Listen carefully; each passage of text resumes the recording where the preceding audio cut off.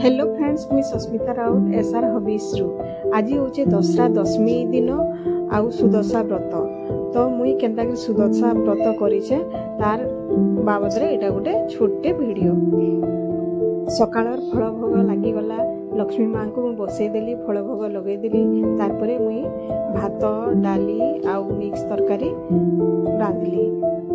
आज बेसी किछि मुई रांधि नहीं पारली न, कारण नवरात्रि पूजा सब चली तो बहुत थका थका लगुला। लगी बहुत कम जिनिस करिकरी मुई पूजाटा करली।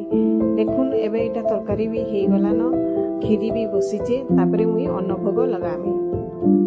माँ को भोग लगावार लगी आज मुई आउ चाउलर मड़ा नहीं करी न, मुई सुजी मड़ा कर देली। आउ छोट छोट मड़ा करिकरी भोग लगाली। एटा तुलसी माँ और सूर्य देवता को भोग लगा हेची।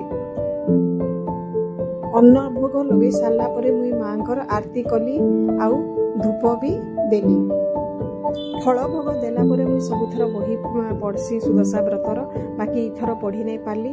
तो धूप दीप सब सरला परे भोग लगाला परे मुई बही पढ़ली।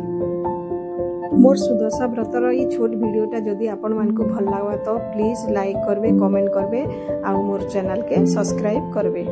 सबु सरला परे मुई व्रत भी मोर हाथ रे बांधी देली। पूजा सरला परे पनीर खटा आउ पूरी फेर बनाली मोर पुओ लगी, कारण से मिक्स तरकारी नहीं खाए। Thank you.